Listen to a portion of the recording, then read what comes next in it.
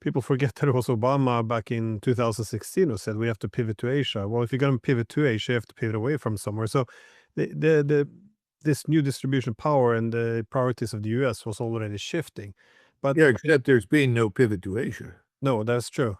That's very important, Glenn, because Obama's, argument, everybody said, "Oh, yeah, that's right, that's a great idea." Then the bill was presented, hundreds of billions of dollars that would have to be invested all over Asia in foreign bases and installations, not just for protection, but for dramatic modernization and expansion, assuming that you wanted to wage war against China.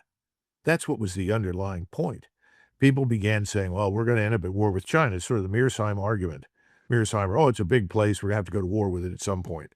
I disagree with that completely. And I think increasingly it's obvious to everyone that makes no sense. But having said that, I think President Trump, more than Obama ever did, knows that. He's not going to start a war with China. Now, that doesn't mean that people under him aren't going to try.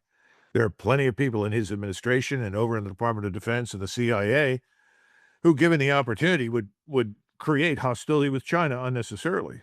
I mean, the biggest joke that you can tell anybody is we have to have the U.S. Navy go through the Strait of Malacca or the Strait of Hormuz or the Suez Canal. These are choke points. If we don't keep them open, the Chinese could stop that. There's no evidence for that. In fact, the evidence is the opposite. The Chinese have never stopped a commercial vessel. They have every interest in ensuring those waterways are free and open. Who has stopped, boarded, and seized a commercial vessel? We have. So I'm one of these people that thinks that President Trump understands very clearly there's no benefit to us from going to war with China at all. So where is he focused? He's back to Europe. He continues to pulverize Russia with sanctions. He continues to double down stupidly by sending money to Ukraine. So I guess he's essentially surrendered to the Russia war hawks who want to maintain that permanent hostility. And of course, he surrenders to Israel that wants the destruction of Iran. There we are. What do you expect, though, coming from this meeting now? Because Witkoff, well, I think they already touched ground there in Moscow now.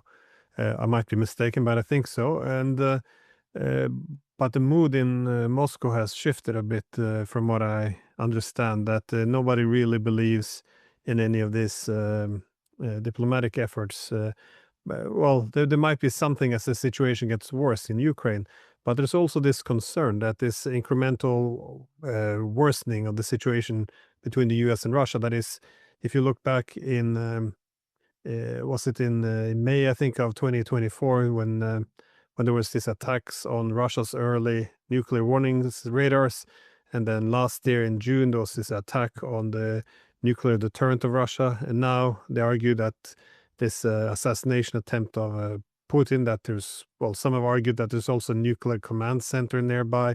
Anyways, there seems to be an idea that the US is contributing and escalating in a big way. So the mood has soured a lot in Moscow. Again, I was wondering how do you see what might come out of this these talks? I think President Putin and Foreign Secretary Lavrov will, as always, be polite, and they will listen, and nothing will happen. Now, why will nothing happen? I think they understand that Messrs. Witkoff and Kushner represent international financial interests in New York City and London. And they're not going to, let's put it this way, they're not going to overlook that truth when they deal with them. They also have long ago concluded that while President Trump may mean well and have good intentions, there's not a whole hell of a lot of evidence that he can follow through on anything. So I don't think they're prepared to sign on for any of the proposals that undoubtedly the two gentlemen will bring with them. I think, again, that Putin will say, first of all, where's the evidence that you have recognized our legitimate national security interests? Now, it may be that in private, President Trump has done that, but he certainly has never done that publicly. And that's something that's very important to the Russians. They want their legitimate national security interests recognized and respected. The second thing is they're going to wonder about his ability once again to follow through on anything that he signs up for. And then lastly, they've now concluded that he really doesn't command NATO. See, their assumption from the beginning was that the president of the United States was really in charge of NATO, the de facto leader. I think they were expecting an Eisenhower or a Kennedy who would step forward and say, no, stop. I'm in charge. Get back to where you belong. We are not going to war with Russia over Ukraine. I think that's what they really thought would probably happen. They got an education. And now they would be very grateful if Trump did that, but there's not much evidence that Trump can deliver on NATO. I mean, really, they sit there and say, well, is he going to restrain Berlin, Paris, and London, who are the principal culprits? He's also got problems in Warsaw, but those are the big culprits. Are you going to be able to restrain them? Are you going to be able to deliver on anything there? And the Russians are so angry over that, they're talking about the potential use of nuclear weapons if they're challenged by the British in particular. Then you have, more recently, you have Zelensky, who within the last 24 hours says that his goal as president of Ukraine, his Ukrainian national goal, is to kill 50,000 Russians a week or something. I mean, that's insane. How do you make peace with a government that makes a statement like that? Well, you can make peace with them when they're on their knees and about to be executed for war crimes. That's all that you can do. So I don't think anything of substance will emerge from this meeting. And once again, let me circle back to President Trump. That does not mean that President Trump is not sincere. It doesn't mean that his intentions aren't true. They are. Listen, I was around him, and I know he doesn't want a war with Russia. I know he doesn't want a war with China. I know he's not very excited about a war with Iran. That's not him. But he's a prisoner of forces and circumstances, to be frank. I don't know if that answers your question, but I think that's the best I can do. No, but this is an interesting issue, though. I mean, what are the forces then, or where does the power reside? Because I, I get the same impression.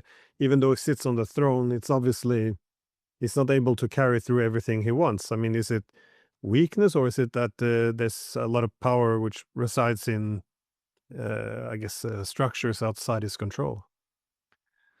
Well, I don't really want to go into too much detail in answer to that question. That would offend large numbers of people, and it would just make life for me that much more miserable in the public eye than it already is in the mainstream media. The truth is not popular here. But let's simply say that most of the same people and forces that want war with Iran are also absolutely committed to continuous war with Russia. Isn't much difference. You can go to the Hill and listen to these people, whether it's Ron Johnson, who a lot of people want to consider a somewhat reasonable man. Where does he stand? Well, he's in the war hawk category. So is Lindsey Graham. So is Ted Cruz. Follow the money. So is Chuck Schumer. Who funds them? Who supports them? Who elects them? Who enriches them? And I think we have to understand in the current environment that that's the way you evaluate Congress. And if you trace that money back to its sources, then you'll find out what the truth is. And you can also look at the people that surround and advise the president. Who are they? Who do they represent? It certainly isn't the America First administration for which I and millions of others voted. We voted for an administration who would say, look, we're preeminently interested in what happens here, not what goes on over there. To recognize that whatever happens overseas, it shrinks to insignificance next to what happens inside the United States. That's why we voted for him. We want him to succeed. I want him to succeed. I'm much more concerned about the enforcement of federal law inside the United States, which is vital to our survival as a nation, than I am about what happens on the ground in Syria, Iraq, Iran, Israel, Jordan, or anywhere else in the Middle East. I could care less about that because we're in a position right now, if we're not careful, we could lose everything here at home. And if it gets very much worse than it already is, the potential for civil unrest, because it's very well organized, it's very well funded against our government and against the American people. If that succeeds to a large extent, and we end up in a very serious armed conflict, at least a low intensity armed conflict, it won't make any difference to anybody here in the United States what happens overseas. We just won't care. I wish President Trump would focus there and understand that.